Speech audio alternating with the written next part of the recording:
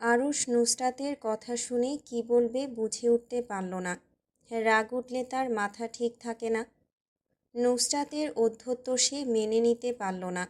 নিজেও চিৎকার করে উঠে বলল, আল্লাহর কসম করে বলছি নুসরাত নাসির, পরের জন্ম বলে যদি কিছু হয় তাহলে তোর মতো বেয়াদব, অবাধ্য, অভদ্র মহিলাকে আমি বিয়ে করব না। নুসরাতও দমে যাওয়ার পাত্রী নয়। সে ফোনের ওপাশ থেকে গলা ফাটিয়ে চিৎকার করে বলে উঠল, এহ, আমি মনে হয় মরে যাচ্ছি আপনাকে বিয়ে করার জন্য। ফোন রাখ শালা, আর লিখে নে 2 দিনের ভেতর আমি বিয়ে করব তোর সামনে বসে। তারপর আমার জামাইকে তুই দুলাভাই ডাকবি। নুসরাত আরুষকে ফোন রাখার কথা বলে নিজেই মুখের উপর ফোন কেটে দিল। আরুষের রাগে ঘি ঢালার মতো কাজ করল নুসরাতের মুখে দ্বিতীয় বিয়ের কথা শুনে। সে কি সত্যি বলেছে নাকি ওই কথা?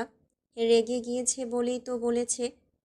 কিন্তু ওই বেয়াদব মহিলার মুখে মুখে তর্ক করার বদঅভ্যেস কখনোই যাবে না। আজ একটা উচিত শিক্ষা দিয়ে তবেই আসবে সে। সৈয়দ বাড়ির ফটক থেকে বের হয়ে আসলো বড় বড় পা ফেলে। কানে তখনও ফোন লাগানো। বেমালুম ভুলে বসেছে সেটা। নুসরাত ফোন কেটেছে তার মুখের উপর, এটা ভাবতেই আরুষের রাগ বাড়ছে তরতর করে। কত বড় সাহস তার মুখের উপর ফোন কাটে। আরুষ ফোনটা শক্ত হাতে চেপে অন্য হাতে নাক ঘষল। কয়েকবার ঘষল এরকম করে।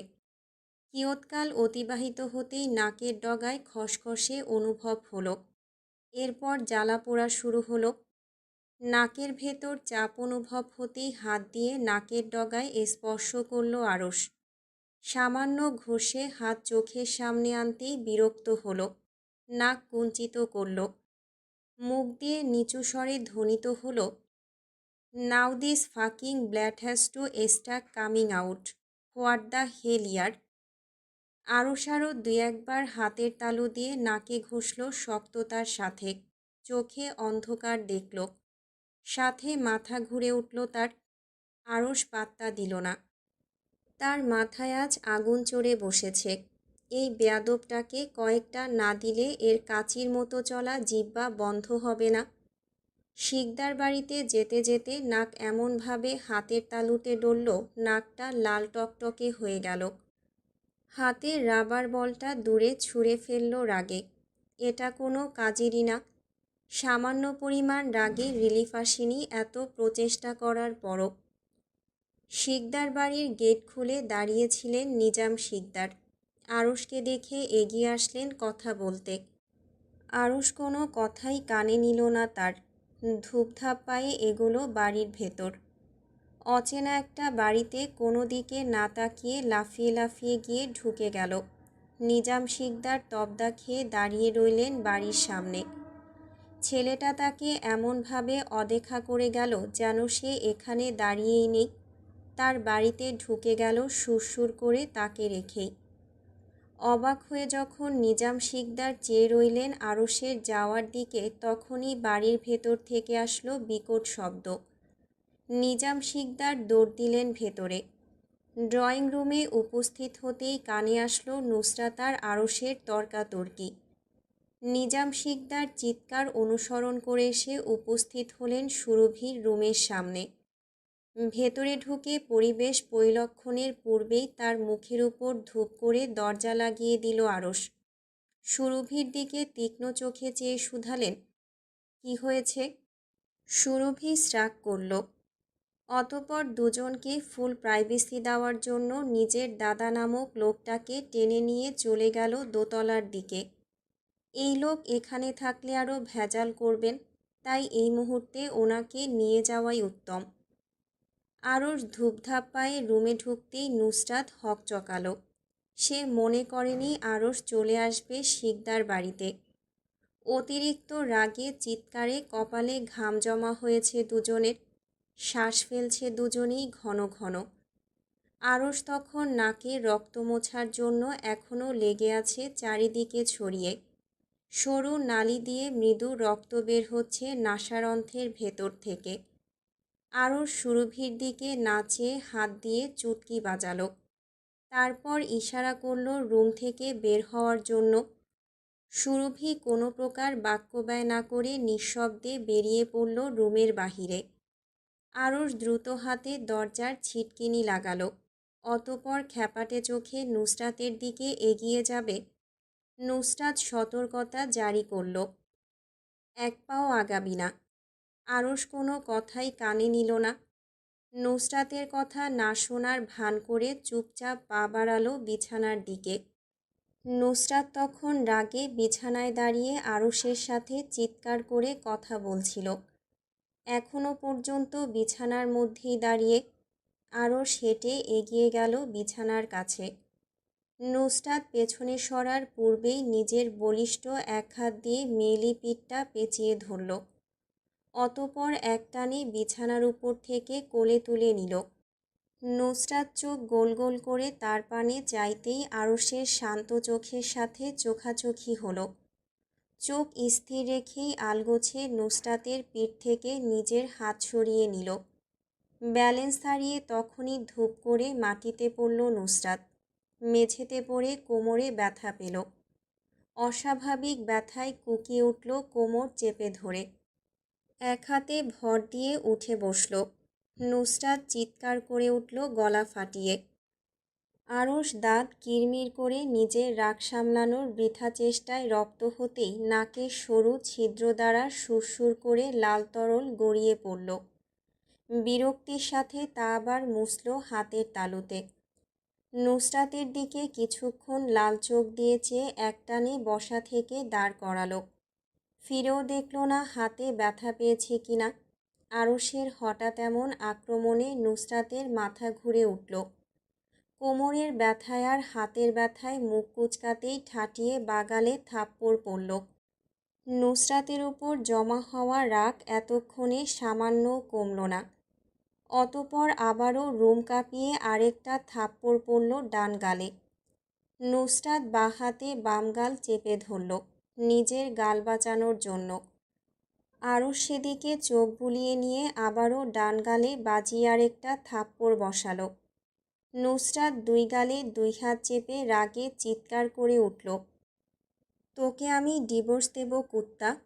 তোর মতো পাঁঠার সাথে আমি সংসার করব না। তোকে আমি বিয়ে করব না। তোর সংসার তুই কর। তোর সাথে আমি থাকব না। তুই পাঁঠা পাঁঠা পাঁঠা। নুসরাত এক হাতে চেপে ধরা গাল ছেড়ে নিজের পকেট থেকে ছুরি বের করল। সেটা চালাতে যাবে তার পূর্বেই আরেকটা বাজিয়ে থাপ্পড় পড়ল। চোখে অন্ধকার দেখল মেয়েটা। এবারের থাপ্পড়টা এত জোরালো ছিল যে নুসরাতের কান লেগে এসেছে একদম। নুসরাত চোখের পাপড়ি ঝাপটে শক্ত হাতে ছুরি মুঠোয় পুরে তা আরশের বুকের ভেতর চালাতে যাবে তার আগেই আরশ তার হাত মুচড়ে ধরল। ছুরিটা ঘুরিয়ে নিয়ে নুসরাতের পিঠের মধ্যে চেপে ধরল। হিসিয়ে পুরো ঠোঁট দিয়ে অস্ফুট সুরে বলে উঠল, তুই সংসার করবি, তোর বাপ সংসার করবে, তোর 14 গোষ্ঠী সংসার করবে। তাছাড়া এই ছুরি ছুরি খেলা অনেক দেখিয়েছিস, আমিও দেখেছি। আক্রমণের পন্থা পরিবর্তন কর, সব পুরনো হয়ে গেছে। এই দেখ, আমার চোখ ধাঁধিয়ে গিয়েছে সব দেখতে দেখতে। নুসরাত হাত চালাতে না পেরে রাগে চিৎকার করে উঠল। আরশের হাতের কবল থেকে নিজের হাত ছাড়ানোর বৃথা প্রচেষ্টা করল। বাঁ হাত দিয়ে আরশকে খামচি দেবে সেটা আরশের রাগ বাড়িয়ে দিল আরও বেশি। নুসরাতের দুই হাত এক হাতের সাহায্যে পিঠের কাছে পেঁচিয়ে নিল, তারপর মুচড়ে ধরল। হাত মোচড়ানোর জন্য দুই হাত ব্যথায় ঝিমঝিম করে উঠল। আরশের দিক থেকে তবুও নুসরাতের খ্যাপাটে দৃষ্টি সরল না। রাগে কিরমিরিয়ে বলে উঠল, করব না আমি তোর সংসার, বিয়ে করব না আমি তোকে। তোকে ডিভোর্স দিয়েই আমি আরেকটা বিয়ে করব। কথায় কথায় তুই আমাকে চড়থাপ্পড় মারিস। আরশ দন্তকপাটি চেপে ধরল একটার সাথে অন্যটা। দাঁতের সাথে দাঁত পিষে হিসিয়ে বলে উঠল, Nusrat Nasir, listen carefully. You are only mine, I swear. আমাকে ছাড়া দ্বিতীয় কাউকে নিজের জীবনের সাথে জড়ানোর কথা ভাবলেও তোকে আমি নিজ হাতে মেরে ফেলব। নুসরাত চোখ বন্ধ করে শ্বাস ফেলল শব্দ করে। জোরে জোরে শ্বাস ফেলে নিজেকে শান্ত করার চেষ্টা করল। হলো না। কালোমণির চোখগুলো জ্বলজ্বল করে উঠল। আরশের দিকে তাকিয়ে ক্ষিপ্ততার সাথে আওড়ালো, আমি আপনাকে ডিভোর্স দেব, এটাই আমার শেষ কথা। আরশ নাকের মধ্যে নিজের বাঁ হাত ঘষল। আজ একটু বেশি জ্বালাপোড়া করছে এই বুলশিটটা। নুসরাতকে ঠেলে পেছনে নিয়ে গেল, যতক্ষণ পর্যন্ত পিঠ না ঠেকে যায় টেবিলের সাথে। পিঠ টেবিলে ঠেকতেই নুসরাত মাথা তুলে উপরে তাকালো। আরশ শক্ত হাতে তার থুতুনি চেপে ধরল। কণ্ঠ খাদে নামিয়ে কড়মড় করে বলে উঠল, নুসরাত নাসির, আল্লাহর কাছে শুকরিয়া আদায় করো, আজ আমি যে তোমায় মারিনি। আমাকে রাগিও না। নুসরাত চাপা ক্লেশ ভেতরে চেপে চিৎকার করে বলে উঠল, আপনিও আমাকে রাগাবেন না। কথায় কথায় গায়ে হাত দেন কেন আপনি? আমি আপনার নামে নারী নির্যাতনের মামলা করব। নুসরাত অতিরিক্ত রাগে গলার কাছে কান্না দলা পাকালো। আরশ নুসরাতের চোখে চোখ রেখে হাত ছেড়ে দিল। নিজেদের ভেতরে দূরত্ব মেটানোর পূর্বেই নুসরাত হাত ঘুরিয়ে এনে আরশের গালে থাপ্পড় মারতে নিল। আরশ সামান্য বিরক্ত হলো এতে। কি থাপ্পড় থাপ্পড় খেলা শুরু করেছে এই বেয়াদব মহিলা। আরশ চাইলেই এই মহিলাকে এক হাত দিয়ে তুলে আছাড় মারতে পারবে। কাকে সে তেজ দেখায় এই ছোট শরীর নিয়ে? নুসরাতের দ্রুত বেগে আসা হাত থেমে গেল আরশের বলিষ্ঠ হাতের পিষ্টনে। আরশ ভ্রু নাচিয়ে ওড়ালো, Nusrat Nasir, you are so মিন।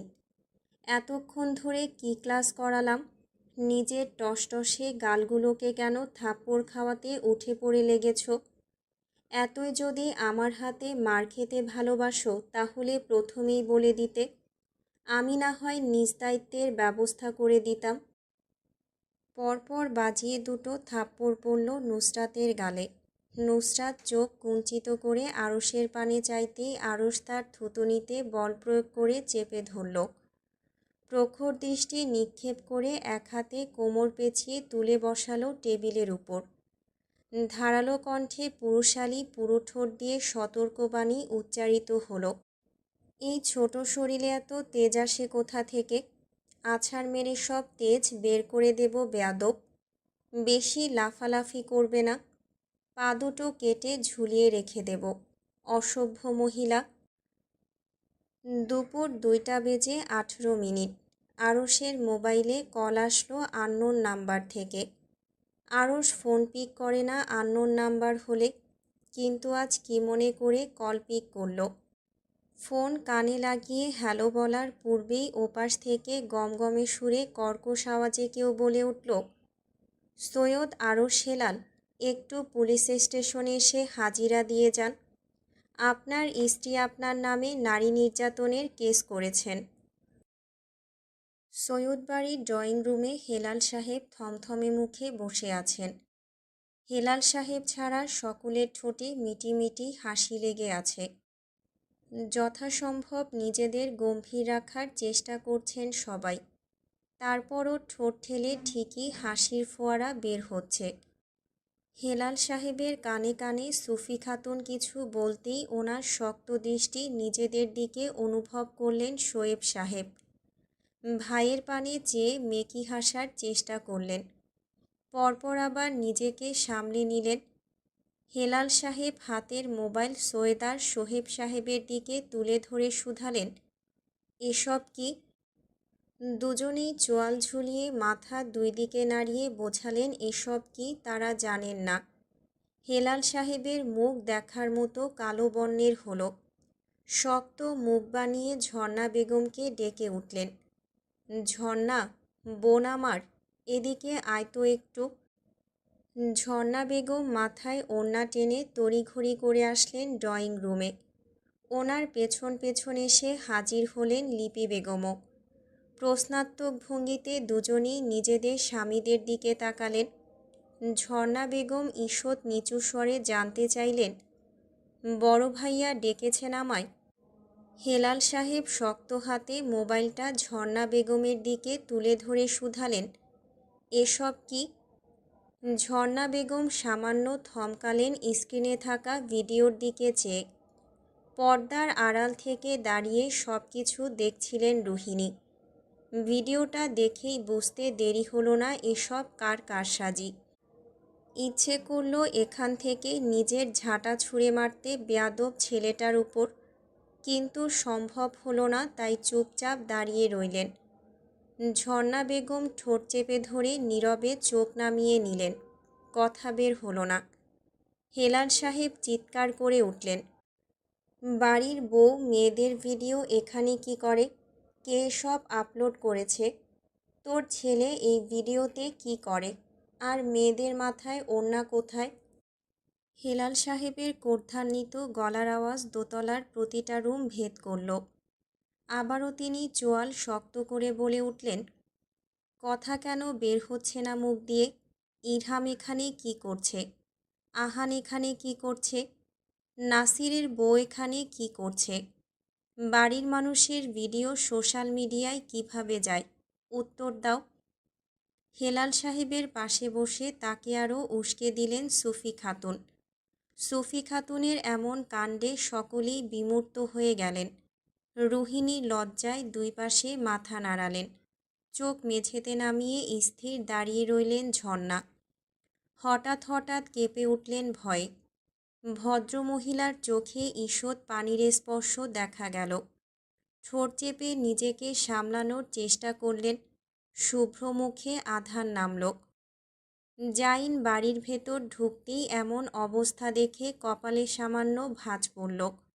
ভ্রুকুঞ্চিত করে শুধাল, কি হয়েছে?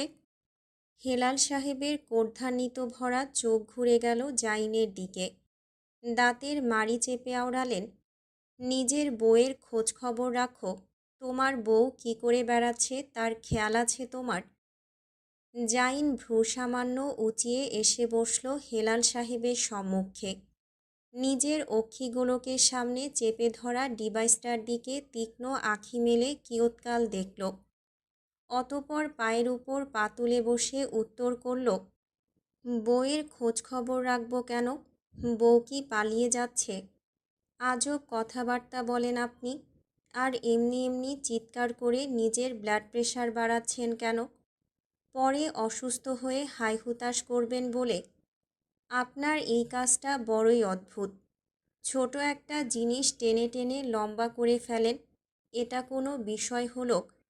আর যদি বেশি সমস্যা হয় এটা নিয়ে, তাহলে সাইবার ইউনিটের সাথে কথা বলে সব জায়গা থেকে ভিডিওগুলো সরিয়ে ফেললেই হয়।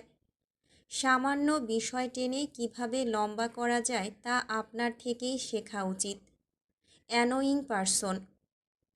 জাইনের শক্ত কথায় হেলাল সাহেবের চোয়াল ঝুলে পড়ল। এতক্ষণ বাঘের মতো গর্জন করলেও এবার ভেজা বেড়ালের মতো মুখ বানিয়ে বসে রইলেন। জাইন শার্টের ভাঁজ ঠিক করে নিয়ে হাতা গোটাতে গোটাতে উঠে দাঁড়াল। গম্ভীর গলায় বলে উঠল, আমি কথা বলে নেব, আর যেন এই বিষয় নিয়ে কোনো কথা বলতে না দেখি। বৌমা আম্মু যার যার কাজে যান আপনারা। আর দাদি, আপনি উস্কে দেওয়ার কাজটা খুব ভালোই পারেন। Mind blowing. এগিয়ে যান। শোয়েব সাহেব উল্টো পাশ ফিরে হাসলেন। সুফি খাতুনের মুখটা কালো হয়ে গেল। জাইনের পানে তীক্ষ্ণ চোখে চেয়ে তাকে ভালোভাবে পরখ করতে ভুললেন না।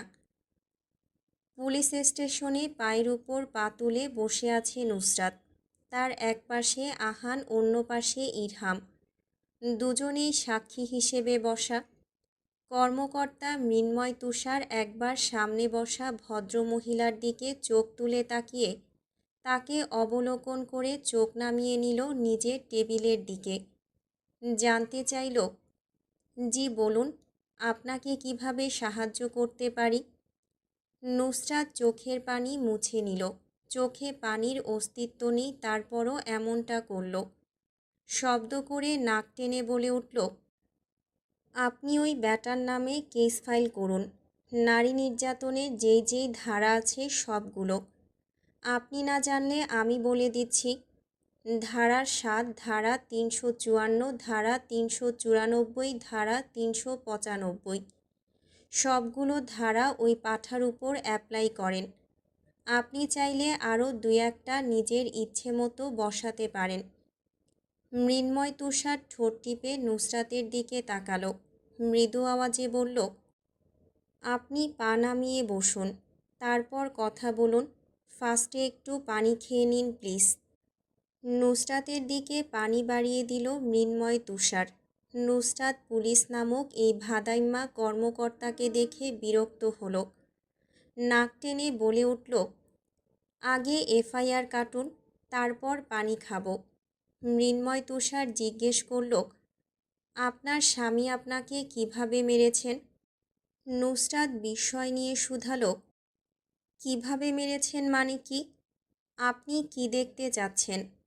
আমাকে আবার মেরে আপনাকে ওই পাঠা দেখাক? মৃন্ময় তুষার ঠোঁট টিপে বলল, আমি এটা বলতে চাইনি মিসেস। নুসরাত হাত তুলে থামিয়ে দিল। শক্ত কণ্ঠে বলে উঠল, মিসেস না অন্য কিছু বলুন। মৃন্ময় তুষার মাথা নাড়ালেন। শুধালো, আপনার স্বামী আপনাকে কিভাবে মেরেছেন? পিঠে মেরেছেন নাকি হাতে মেরেছেন? নুসরাত নিজের গাল বাড়িয়ে দিয়ে বলে উঠল, গালে মেরেছে, গুনে গুনে ৬টা। এবার নারী নির্যাতনের কেস ফাইল করুন। মৃন্ময় তুষার অবাক কণ্ঠে বললেন, মাত্র ৬টা? তো ৬টা কি আপনার কাছে কম মনে হচ্ছে? না না, তেমন কিছু না। নুসরাত বলল, আপনি চাইলে আমি প্রমাণ দেখাতে পারি। এর জন্য দুজন সাক্ষী নিয়ে এসেছি। এই যে এই দুজন আমাকে পেটানোর সময় ওই জায়গায় উপস্থিত ছিল। আহান আর ইরহামের জ্বরে কাহিল অবস্থা। নিভু নিভু চোখে চেয়ে দুজনেই মাথা নাড়াল।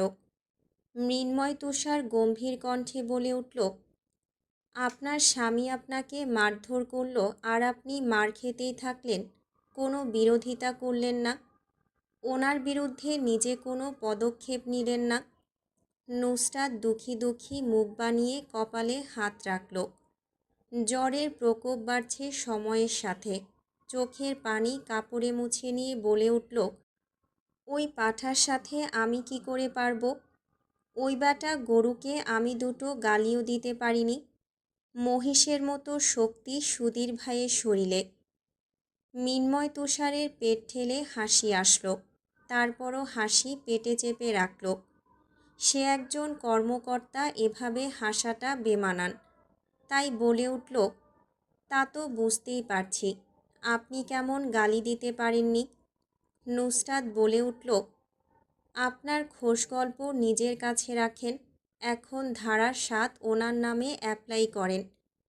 মৃন্ময় তুষার বলল, ধারা ৭ তো অপহরণ, এটা কিভাবে হলো?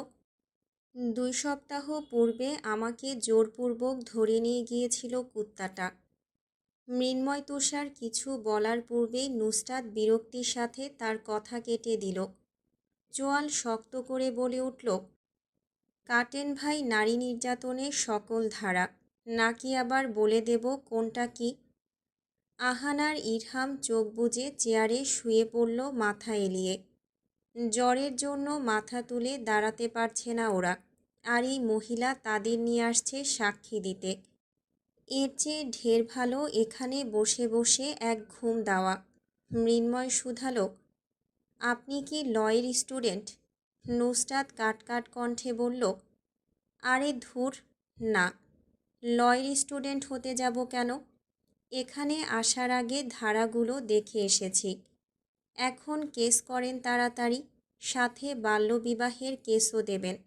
আমার মরহুম দাদাজানের নামে আর আমার স্বামীর নামে। ৭.৫ বছরের একটা মেয়েকে সে কিভাবে বিয়ে করে? মৃন্ময় চোয়াল ঝুলিয়ে বসে রইল। আসলে সে কথা বলার ভাষা খুঁজে পাচ্ছে না। হাতের কাছে থাকা রেজিস্টারের খাতা নিয়ে শুধালো, আপনার স্বামীর নাম? নুসরাত ঝটপট উত্তর দিল, সৈয়দ আরশ হেলাল। মৃন্ময়ের খাতায় লেখা হাত থামল। ভ্রু উঁচিয়ে আবার নিশ্চিত হওয়ার জন্য বলে উঠল, আপনার স্বামীর নাম কি? আবার বলুন। কানে কম শোনেন নাকি? আমি আর বলতে পারবো না। যা শুনেছেন তাই চুপচাপ লিখুন। এসব ছোট ছোট কথা বলে নিজের মহামূল্যবান সময় নষ্ট করার কোনো ইচ্ছে আমার নেই। মৃন্ময় অদ্ভুত চোখে নুসরাতকে কিছুক্ষণ দেখল। এতক্ষণ যে বকর বকর করে সময় নষ্ট করল, তার বেলায় কিছু না, আর সামান্য এক কথা দুইবার জিজ্ঞেস করায় তার সময় নষ্ট হয়ে যাবে বলছে এই মহিলা। অদ্ভুত। মৃন্ময় তুষার জিজ্ঞাসা করল, আপনার স্বামীর নাম্বার দিন। নুসরাত ঝরঝর করে বলে গেল নাম্বার। মৃন্ময় নিজের মোবাইলে ফোন নিয়ে কল লাগালো আরশের নাম্বারে। ওপাশ থেকে ফোন পিক হতেই বলে উঠল, সৈয়দ আরশ হেলাল, একটু পুলিশ স্টেশনে এসে হাজিরা দিয়ে যান। আপনার স্ত্রী আপনার নামে নারী নির্যাতনের কেস করেছেন। কথাটা শেষ করে মুখের উপর ফোন কেটে দিল মৃন্ময়। ওপাশের উত্তরের আশা করল না। নুসরাত নড়ে চড়ে বসল। মৃন্ময় বলে উঠল, আপনার স্বামী আসার পর সব ক্লিয়ার হবে। নুসরাত বলে উঠল, কি ক্লিয়ার হবে? সোজা লকআপে ঢুকিয়ে পশ্চাতে কয়েকটা বাড়ি লাগিয়ে দেবেন। এর বেশি কিছু করবেন না। মৃন্ময় গম্ভীর মুখ বানিয়ে বসে রইল সামনের চেয়ারে। নুসরাত কিছুক্ষণ চুপচাপ থেকে বিরক্ত হয়ে গেল। পাশে তাকিয়ে দেখল ইরহাম আর আহান ঘুম দিচ্ছে, তাই নিজেও চোখ বুজে নিল। মৃন্ময় ভেতরে ভেতরে এদের অবস্থা দেখে অবাক হলো। সবগুলো পুলিশ স্টেশনে এসে ঘুমাচ্ছে। নুসরাতকে উদ্দেশ্য করে মৃন্ময় জানতে চাইল, এটা কি আপনার শ্বশুর বাড়ি যে ঘুমাচ্ছেন এখানে? নুসরাত নাক টেনে নিয়ে বলে উঠল, আরশ ভাই না আসা পর্যন্ত এটা আমার শ্বশুর বাড়ি। এখন ঘুমাতে দিন, ডিস্টার্ব করবেন না তো। নুসরাত এক চোখ খুলতেই প্রথমেই অক্ষিপটে ভাসল চশমা পরিহিত পুরুষালী দুইটা চোখ। তার উপর ঝুঁকে আছে একদম। দুটো চোখ বললে ভুল হবে, পুরো শরীর তার দিকে ঝুঁকে আছে। নড়ে চড়ে পাশে তাকাতেই দেখল মৃন্ময়ের চেয়ারে সে বসে। বিস্ময়ে কবলিত চোখগুলো তড়িৎ আশেপাশে ঘুরে গেল মৃন্ময়কে খোঁজার উদ্দেশ্যে। না, নেই। কোথাও পুলিশ অফিসারটা নেই। এক হাত ঘাড়ে রেখে মাথা কাত করতেই কানে আসলো, ঘুম শেষ মিসেস। নুসরাত থমকে গেল। ঘাড় কাত রেখে ওভাবেই আরশের পানে নিজের পরিপূর্ণ দৃষ্টি নিবিষ্ট করল। এত ঠান্ডা আচরণ সে আশা করেনি আরশের কাছ থেকে। এতটা কুল কিভাবে এই লোক? নুসরাত বুঝল ঠিক ঘ্যাপলা আছে এখানে, তাই নিজের জায়গায় স্থির থেকে শুধালো, কতক্ষণ হলো এসেছেন? আরশ নুসরাতের থেকে চোখ সরিয়ে হাতের কালো বেল্টের ঘড়ির দিকে তাকালো। রোলেক্স সাবমেরিনের ঘড়ির দিকে চোখ রেখে পুরো ঠোঁট নাড়িয়ে আওড়ালো, 3 hour 39 minute and 30 seconds। Nusrat মাথা নাড়ালো। উঠে বসতে যাবে, নাকে ধাক্কা খেল পুরুষালী শরীর থেকে আসা কড়া ঘামের সাথে কস্তুরীর ঘ্রাণ। নুসরাত ঠিক বুঝে উঠতে পারল না আসলে কিসের ঘ্রাণ এটা। ঠোঁট টিপে আর চোখে দেখল আরশকে। আরশ গ্রীবা বাঁকিয়ে নুসরাতের দিকে সামান্য ঝুঁকে আসতেই ঘ্রাণটা আরও কড়াকড়িভাবে তার নাসারন্ধ্রের ভেতর দিয়ে সুরসুর করে ঢুকে গেল। অতিরিক্ত কোনো কিছুরই ঘ্রাণ সহ্য করতে পারে না নুসরাত, তাই নাক টেনে হা হা বলে হাঁচি দিয়ে উঠল। হাঁচির সাথে মুখ থেকে কিছু জিনিস এসে লাগলো আরশের অফ শোল্ডার টি শার্টে। আরশ বিরক্ত হলো। পুরুষালী ঠোঁটজোড়া নাড়িয়ে শক্ত কণ্ঠে বলল, what is this Nusrat Nasir? যত সব ছোটলোকি কারবার। নুসরাত টিপ টিপ চোখে তাকালো আরশের দিকে।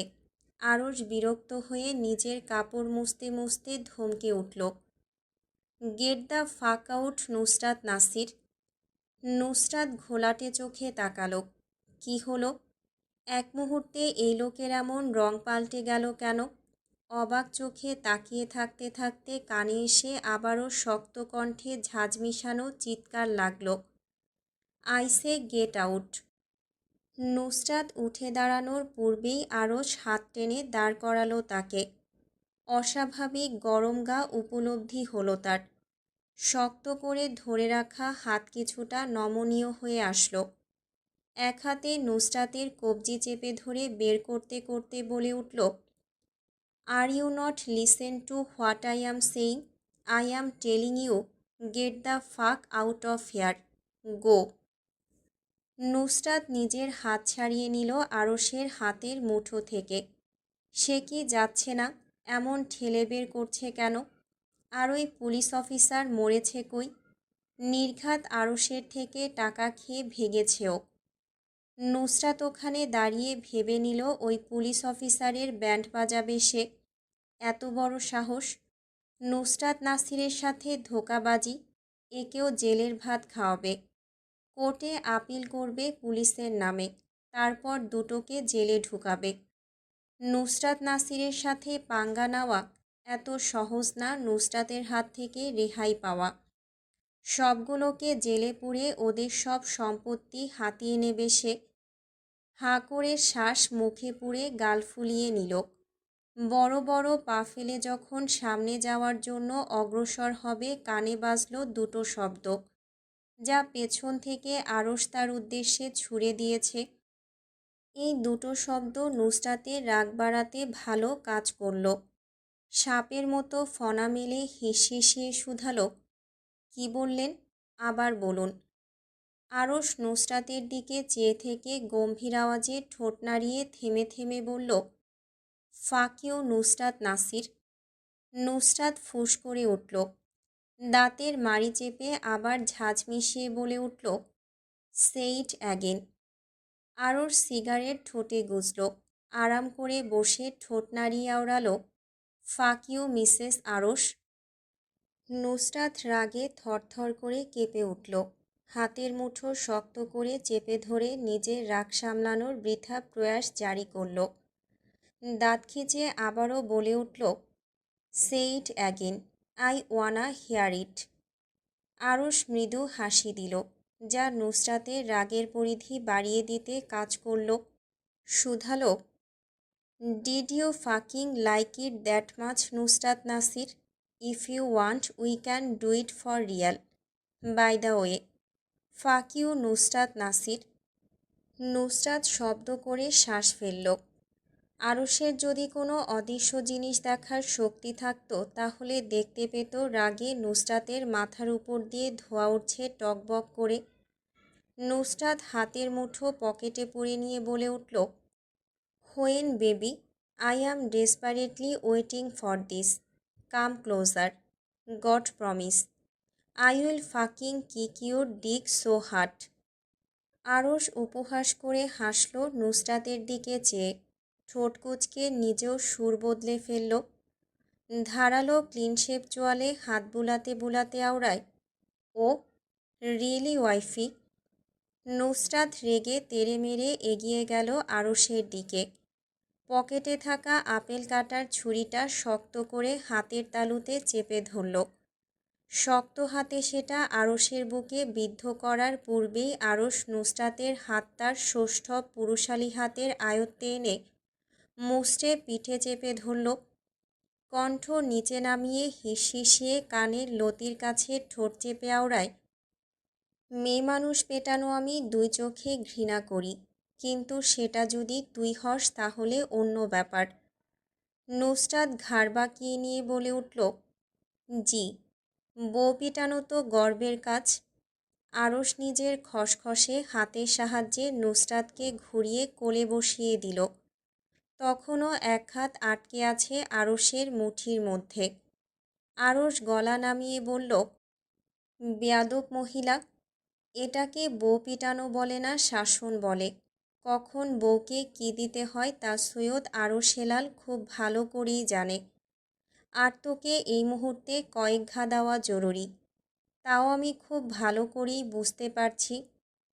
আরশ নুসরাতকে ওভাবে চেপে ধরে রাখল। ধীরে ধীরে মেয়েটাকে শান্ত হয়ে যেতে দেখে সামান্য বিরক্ত হলো। কানের কাছে ঠোঁটে গিয়ে নিয়ে মৃদু সুরে বলে উঠল, নুসরাত নাসির, ফাক ইউ। নুসরাত ছ্যাদ করে উঠল না, নীরবে বসে রইল। কিন্তু ভেতরে ভেতরে রাগের পারদ ছুঁয়ে ফেলছে আকাশ বরাবর। তিক্ত শ্বাস ফেলল সে। আরশের কথায় শব্দ করে হেসে ফেলে উত্তর দিল, fuck me please, you couldn't even handle me.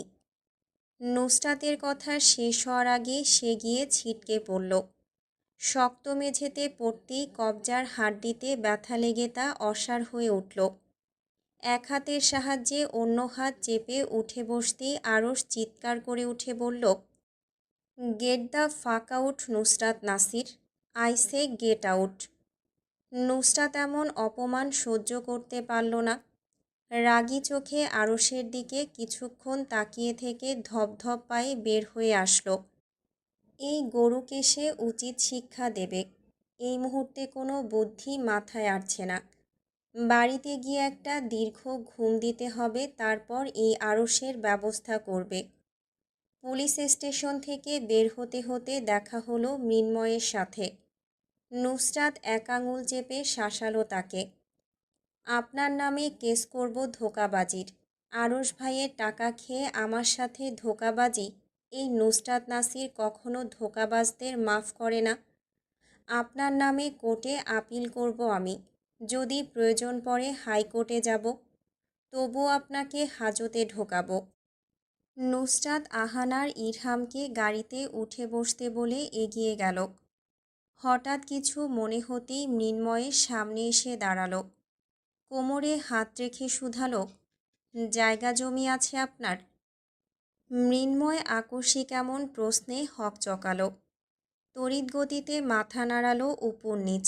Nusrat তর্জনী আঙুল ঠোঁটে রেখে মিনমিন করে, এবারে সব সম্পত্তি আমার হয়ে যাবে। একে হাজতে পাঠিয়ে সব আমার কবজায় নিয়ে আসতে হবে। মৃন্ময় এক হাত পকেটে ঢুকিয়ে গম্ভীর কণ্ঠে বলল, সম্মান দিয়ে কথা বলুন। নুসরাত কপালে ভাঁজ ফেলে একবার তেষ্টা চোখে তাকিয়ে চোখ উল্টে ফিরিয়ে নিল, যেন মৃন্ময় কোনো আবর্জনা। ঠোঁটের কোণা উঁচিয়ে বলে উঠল, সম্মান মাই ফুট। যার কোনো সম্মান নেই সে আবার সম্মান চায়? ঘুষখোরদের সম্মান আমি দেই না। সাইডে হাঁটেন তো, মুখের সামনে এসে দাঁড়িয়ে আছে আবার। ধীরে ধীরে দিনের আলো নিভে গেল। ঘড়ির কাঁটা ঘুরতে ঘুরতে গিয়ে থামল 6:59। নাসির মঞ্জিলে আসা সৈয়দ বাড়ির মানুষ বিদায় নিয়ে বের হলো সেখান থেকে। ঘড়ির কাঁটার 7টায় ঠেকতেই গায়ে ধাক্কা লাগলো নুসরাতের। চোখ সামান্য খুলে নিজের জন্মদাত্রী মাকে দেখে আবার বুঝল তা সে। নাজমিন বেগম আবার তর্জনী আঙুল দিয়ে ধাক্কা দিলেন। নুসরাত আবারও নিভু চোখে চেয়ে ঘুমানোর পায়তারা করতেই নাজমিন বেগম নিজের জুতো পা থেকে খুলে হাতে নিয়ে নিলেন। সেটা চোখে লাগতেই নুসরাত লাফ দিয়ে উঠে বসল। অবাক চোখে জুতোর দিকে চেয়ে থেকে বিরক্তির সহিত আওড়ায়, কি হয়েছে কি? তুমি আমাকে ঘুমাতে দেবে না? নাজমিন বেগম চোখ রাঙালেন। রাগী গলায় জানতে চাইলেন, এমন ঘোড়া গাধা বেচে ঘুমাচ্ছিস কেন? নুসরাত অবাক চোখে তাকিয়ে জিজ্ঞেস করল, ঘোড়া গাধা কবে বেচলাম? আজব, ঘুমানোর আগে তো কোনো ঘোড়া গাধা বেচিনি। আর বেঁচে থাকলে বা টাকা কোথায়? আমি জানি আমার টাকা নির্ঘাত তুমি মেরে দিয়েছ। চুপচাপ টাকা বের করে আমার হাতে দাও, না হলে আজকে এই বাড়ি বম মেরে মহাকাশে উড়িয়ে দেব। নাজমিন বেগম ঠাস করে বাড়ি বসালেন নুসরাতের পিঠে। নুসরাত পিঠটা কুঁজো করে নিল। বিছানায় কুঁচকে গেল ব্যথায়। বিরক্তির সাথে ডেকে উঠল, আম্মা। নাজমিন বেগমের চোখে রাঙানি খেয়ে নুসরাত নিজের ওভার অ্যাক্টিং বন্ধ করে দিল। ঠোঁট কুঞ্চন করে উঠে বসে মিনমিন করে আওড়ালো, একবার ধনী হয়ে নেই, তারপর এই বাড়িকে ঠ্যাং দেখাবো ঠ্যাং। নাজমিন বেগম নুসরাতকে ভেঙিয়ে বললেন, জীবনেও ধনী হতে পারবি না, আর এই বাড়িকেও ঠ্যাং দেখাতে পারবি না। এখন ওঠ। আম্মা, আর একটু ঘুমাতে দাও, প্রমিস। উঠে যাব 10 মিনিট পর। নাজমিন বেগম বিরক্ত হলেন নুসরাতের প্রতি। হাত বাড়িয়ে নাইট স্ট্যান্ড থেকে এসির রিমোট নিয়ে তা চেপে বন্ধ করে দিলেন। নুসরাতকে টেনে তুলে বসাতে বসাতে বলে উঠলেন, এমন ভৈষ্যের মতো পড়ে পড়ে ঘুমালে তোকে রিকশাওয়ালাও বিয়ে করবে না। নুসরাত সারা শরীরের ভার ছেড়ে দিল। নাজমিন বেগমের কথার সাথে মিলিয়ে নির্লজ্জের মতো গলা টেনে উচ্চ শব্দে গেয়ে উঠল, ময়ূরপঙ্খী ঘোড়ায় চড়ে আসবে রাজপুত্র সঙ্গোপনে। প্রেমিক পুরুষ আরে রহিম মিয়া, আম্মা নাচে কোমর দুলাইয়া। গান শেষ করে খিক খিক করে হেসে উঠল। নাজমিন বেগম কিছুক্ষণ তেরা চোখে মেয়েকে দেখে নিয়ে নিজেও হেসে দিলেন। নুসরাত গলা ফাটিয়ে গান গেয়ে গেয়ে দোতলা থেকে নাজমিন বেগমের পিছু পিছু নামল। ইরহামের গানের গলা ভালো, শরীর এখন ভালো থাকায় নাসির মঞ্জিলে এসেছে সে, তাই নিজেও নুসরাতের সাথে গলা মিলাল। দুজনেই একসাথে গেয়ে উঠল, আকাশ থেকে নামবে পড়ি, রূপের বাহারে তার নেইকো জুড়ি। ময়ূরপঙ্খী ঘোড়ায় চড়ে আসবে রাজপুত্র সঙ্গোপনে। পরের লাইন গাওয়ার আগেই গলার কাছে আওয়াজ থেমে গেল। নাসির সাহেবের সাথে কথা বলে বলে আরশ ভেতরে ঢুকছে, তার দিকে চোখ স্থির। নুসরাত আলগোছে চোখ সরিয়ে নিল, না দেখার মতো করে চলে গেল কিচেনে। কিচেনে যেতেই দেখল নাজমিন বেগম নাস্তার পিরিচ ধুয়ে মুছে পরিষ্কার করে রাখছেন। নুসরাত অবাক হলো, এগুলো তার মায়ের জাদুঘরে রাখা থাকে, তাহলে সেখান থেকে এগুলো বের হলো কিভাবে? নুসরাত নাজমিন বেগমের জাদুঘর থেকে বের করা পানির গ্লাস হাতে নিতেই কচি বাঁশের বাড়ি পড়ল হাতে। নাজমিন বেগম বড় বড় চোখে চেয়ে আদেশ দিলেন, যেখান থেকে নিয়ে এসেছিস চুপচাপ ওখানে রেখে আয়। নুসরাত বিরক্তি নিয়ে গ্লাস রেখে দিল সিঙ্কে। কপালে ভাঁজ ফেলে জিজ্ঞেস করল, কে এসেছে?